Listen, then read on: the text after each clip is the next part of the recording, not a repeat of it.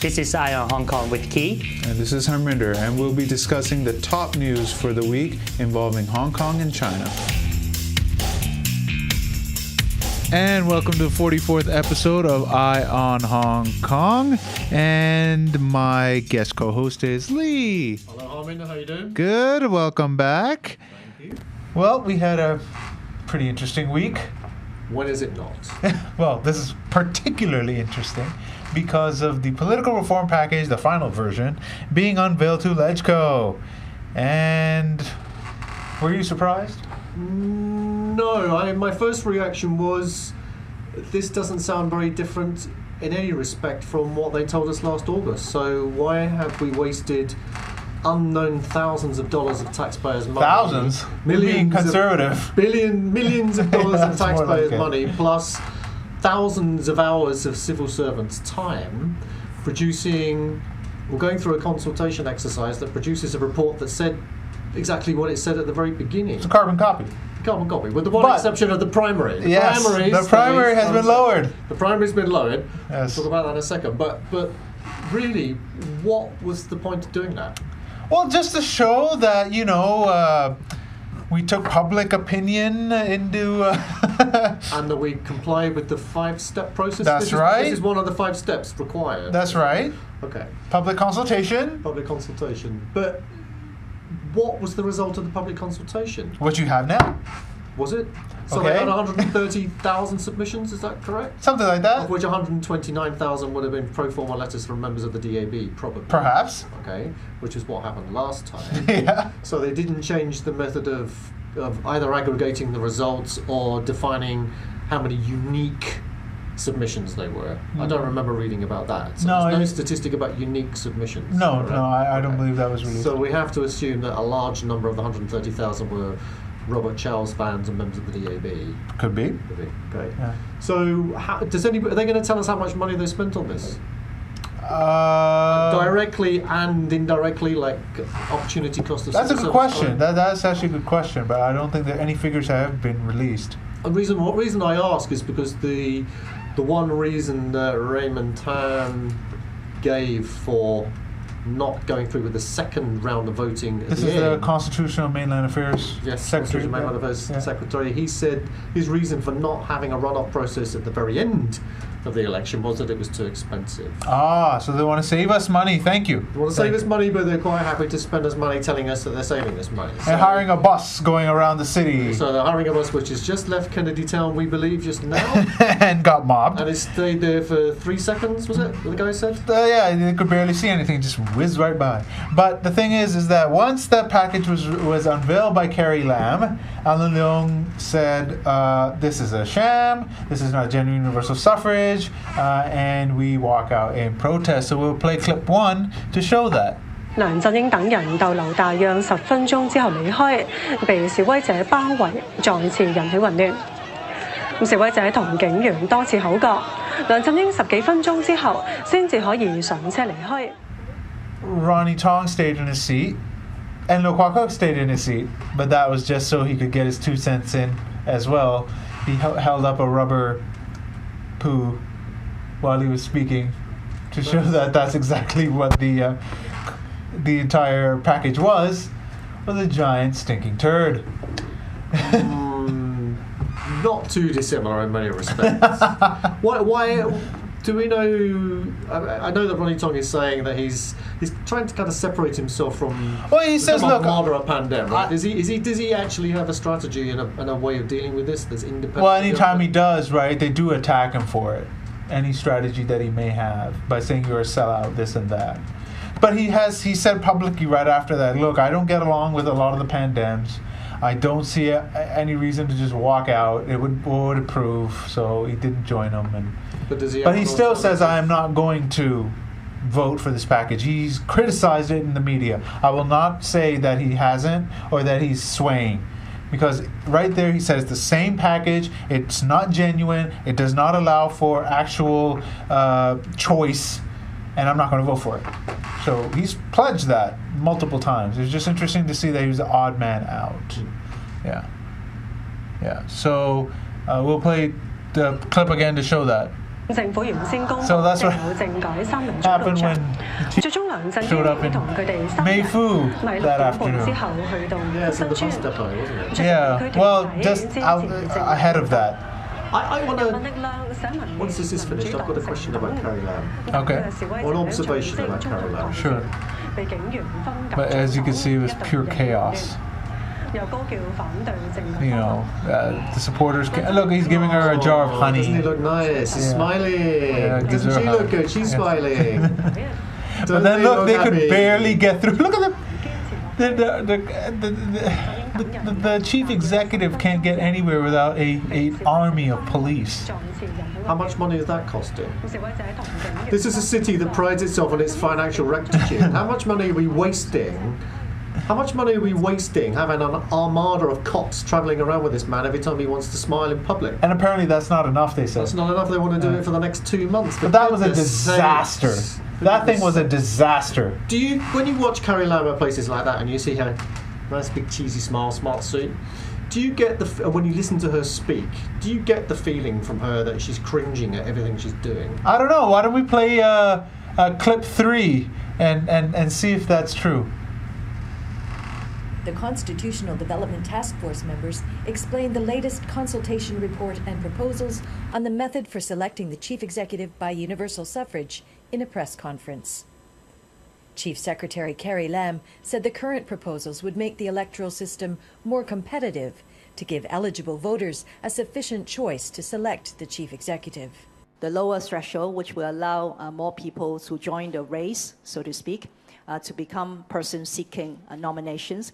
And secondly, is to give members of the 1,200 nominating committee the ability and the right to support each and every of the persons seeking nomination.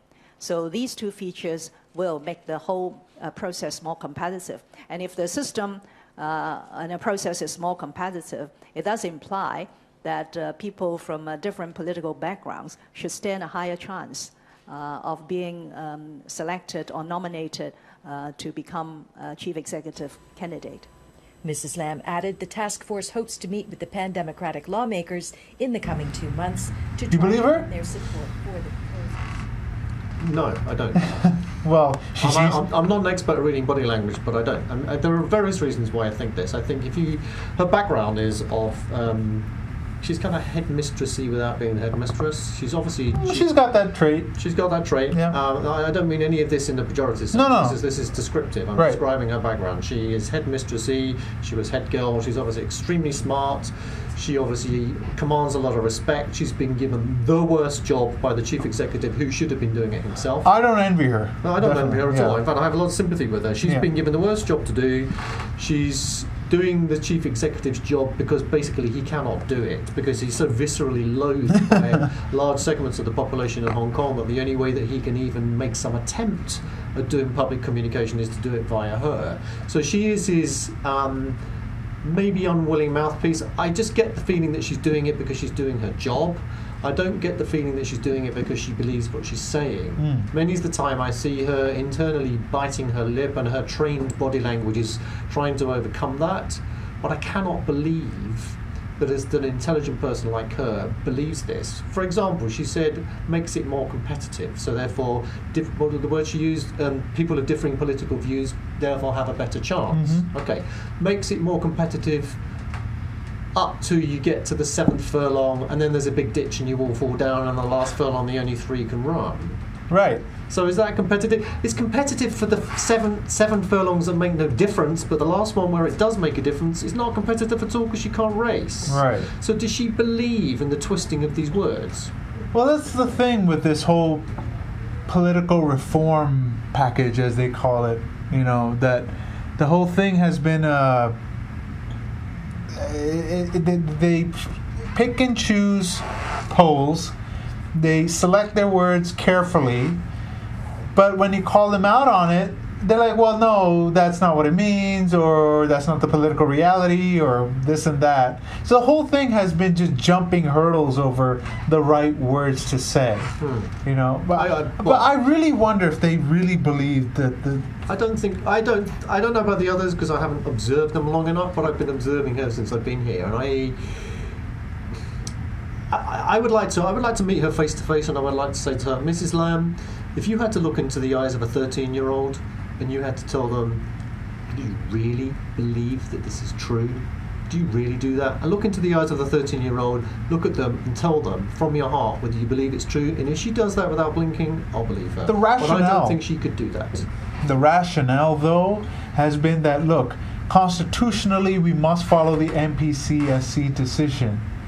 That is, they're bound by it. They're restricted by it, even though they don't say the word restricted as they should. If they said that, limited, don't they? Limited. If they said, well, limited, but it's really restriction. If they were honest, say we're restricted, we understand that this may not be the best solution for all parties.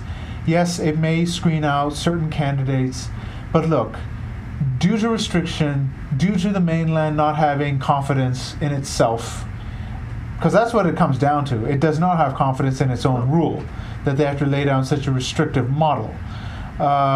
We have to restrict it to 2 to 3 candidates that will most likely be pro-Beijing. But look, we hope that in the future we can lower the nomination threshold, that pan-Democrats can run, but we do need a first step. That is so much more honest. So why didn't she say that? I don't know. I also want to know about her specifically, that when she was debating with the 5 members of the Federation Hong of Kong Students, Federation of Students, yes. In the famous head-to-head between the 5 of them, where it was basically her against the 5 of them, the her against the 5 students. Well, no, there was there was a litter bin and... That's what I was about to say. Yeah, he said nothing. There were two of the government. Two of them said actually talked. Yeah. 2 of them talked. Mrs. Yeah. Lamb did most of it. Carrie Lamb did most of it. She said that, firstly, there could be a platform for discussion. What happened to that platform that she promised the students? Well, they did submit a report to the, I believe it was the State Council. She did. But it was sent to the wrong people, and had no constitutional validity whatsoever. That's right. So it's just like... what about the platform? There was supposed to be a platform where views could be aired. That platform. But I think that was after this reform package passes or something like that. I thought she said it was going to be part of it before. I'd have to go back and watch the video. She also said that the package could be improved. So there was people should understand that this was the first step and the package could be improved. Right. Now she's saying it's up to the future chief executive to decide. But that's exactly what it says in law, though. That's what it says in law. But she didn't say that at the time. She didn't say in law it could happen. She said it can change. People have to understand that this is not the final stage, this is the first stage. But now it's changed. It's up to the discretion of the future chief executive, because that's what the basic law says. And that's what Alan Leung called her out on after the walkout at the press conference. He said, Civic Party member, legislator Alan Leung, he said that, look, she said that when this package passes, we fulfill the requirements of Article 45 that says that we have given Hong Kong genuine, it doesn't say genuine, but universal suffrage. And that's it. They're done their historical mission. They don't have to improve anything. They can say, we have done it, it is complete, and it's up to the future chief executive. Let's not kid ourselves. The future chief executive will only be allowed to change the electoral system if he gets approval from Beijing. And why would he want to change a system that elected him? Why would he want not to have this job a second round? Why would he want to make the rules more difficult for his re-election? Right. That makes no sense. I think we need to do a serious study of what Carrie Lam said and promised to the students and said was feasible, and now what seems to have been completely forgotten. And I think if you asked her off the record, if you said, look, forget the fact that you're a government, forget the fact you're chief secretary, okay? Forget the fact that this might be exposed in public one day, forget the fact that you're trying to make a point in history for yourself, you want your own place in history, but if you just forgot that, forget your career, look at a 13-year-old schoolgirl or schoolboy, look them in the eye and tell them, woman to student, do you believe this? I suspect that when we read her memoirs in 20 years' time, she'll say it was all a load of shit. Well, the rules, right? They can't exactly divulge anything while they're alive. Well, maybe she'll do a posthumous deathbed confession. So, Mrs. Lam, come on, come clean. That's I the think thing. you're an intelligent woman. I think you do this, you grit your teeth and you hate it. I think you've been given the worst job. but you're kind of the one element of the government that people like me latch onto, that one day I'm hoping somebody like you will have an overwhelming sense of consciousness and responsibility and will just resign. But at least she's paid well for it. Nobody can deny that. But look, I can understand Beijing's reluctance in allowing full civil nomination, because it does allow for very radical elements. And that is not perhaps, in basic law. And that's not in basic law, that's true. But imagine a Leung Kwok-hong or an Albert Chan becoming chief executive, and then will anything get done? No, because he will oppose it all the time. But I think Hong Kong people are pragmatic enough not to vote for somebody that cannot work with the Central People's Government, but will have Hong Kong's interests utmost. But the thing is that it doesn't seem that they have enough confidence in that. Because imagine, like, I think a Audrey Yu is very palatable for a lot of people in both sides of the political spectrum. I think she would work hard, but she would not undermine Hong Kong's interests. Now, if it undermined the country's interests, it would really have to be a straightforward, evidence-based argument that yes, this decision could lead to effects onto the mainland. But I think that you cannot, piss on my leg and say it's raining and say this is genuine universal suffrage. It's not. And haven't they missed? Don't you think they've missed several opportunities to at least provide some kind of fig leaf to people who are not die-hard pro-Beijing supporters? That firstly, they could have changed.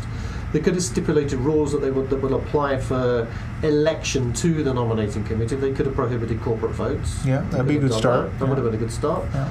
They could have reshuffled some of the priority of constituents within that. Right. The 831 decision didn't say that the numbers of seats and numbers of votes for each of the constituent parts had to remain the same. Right. So they had to follow like agriculture and fisheries. They had to follow that, so they could have done some reshuffling there. Mm-hmm. The whole idea about blank voting, that was discussed. And it was not tossed. rejected by Rimsky-Yun originally. Yeah. That was tossed. Why? There's absolutely no fig leaf. And even their own proposal, let's just supposing that we thought that their own proposal was acceptable, even their own proposal does not guarantee or does not come up with the best way of making sure that somebody has authority and a mandate. If they do not have a runoff system, then a first past the post system No with three runoff candidates system either, means right. that somebody could win on 33.4% of the vote. Right. So there will be a majority. How can you have a mandate at 33.4? Well, the British government does. Well, but then they have coalition governments to put that together. But somebody is if with three candidates, the winning candidate is going to have less than 50% of the vote. That is why you have runoffs presidential elections like this would be. So they've shot themselves in the foot, even under their own system, about getting the most mandate, the person with the best mandate. As restrictive as 831 was, there were so many ways to work around it. It seems as though they just did one thing and said leave the rest. I mean, how are you supposed to get consensus if you're not giving any meaningful concessions? You gave one, but that's not gradual and orderly progress. That is a snail's pace, hoping that by 2047 we have almost no change.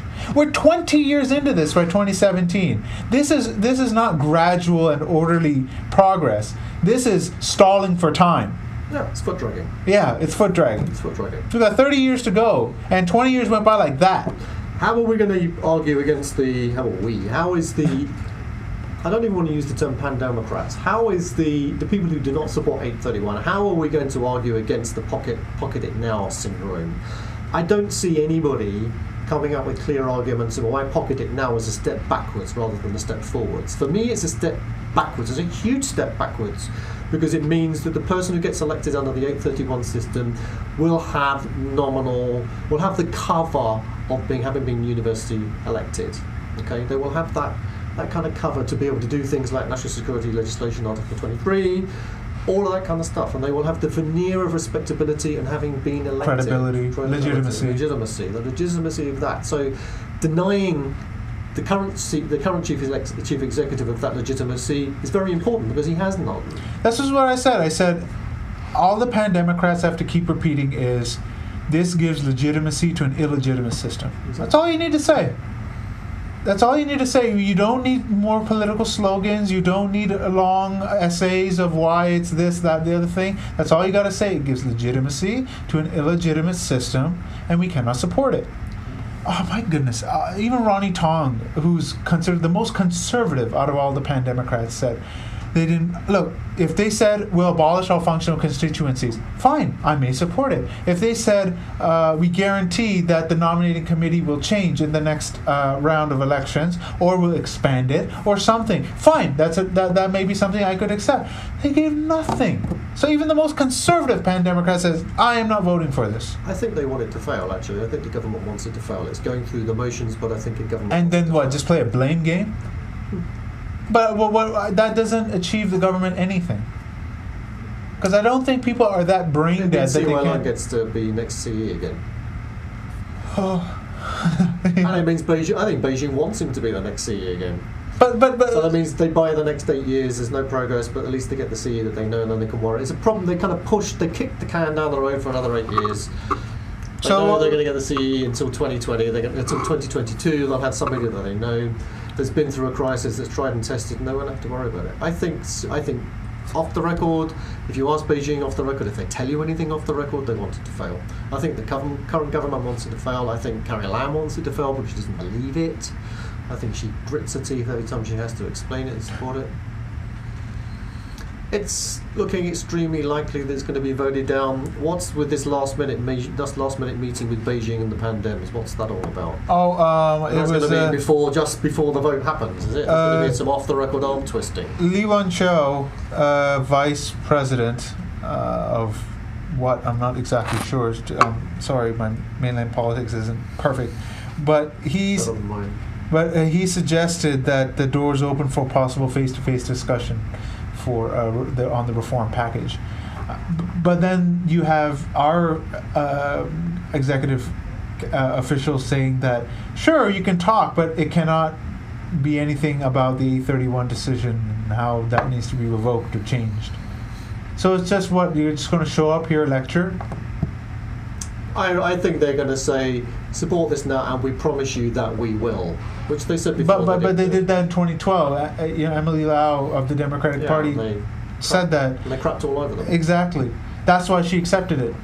At the time, they were promised, okay, you will have genuine universal suffrage if you vote for this package, and eventually we will abolish the functional constituencies, all this stuff. Great, we accept it. And then they lied, and it made them look awful because of it. They voted on it on the premise that they will get something substantial later, but of course they lied. So I can understand the pandemic saying, look, you keep lying to us, why should we accept it now, hoping that you might promise us the truth the next time. So that the biggest problem of the CCP and the MPC is itself for writing checks they can't cash. Anyways, we'll move on to another favorite of ours, Regina Ip. She's apologized. She has apologized for remarks saying that Filipino domestic helpers, I guess that goes to Discovery Bay and Repulse Bay mostly, that they tend to sleep with their married expat bosses and ruin marriages. And the women that complained to her wish that there was legislation to prevent that. So, firstly... And the foreign media should not have attached on to the Ariana story where, she was beaten horribly. How dare they report on that worldwide? They should report on the damn foreign domestic helpers from the Philippines. They're being seduced by these awful maids. Oh, it's awful. Did you see the two letters in the South China Morning Post this week? Yes. They just ripped Regina to pieces. They just mocked her mercilessly. Think about exactly what she deserves. It takes two to tango, doesn't it?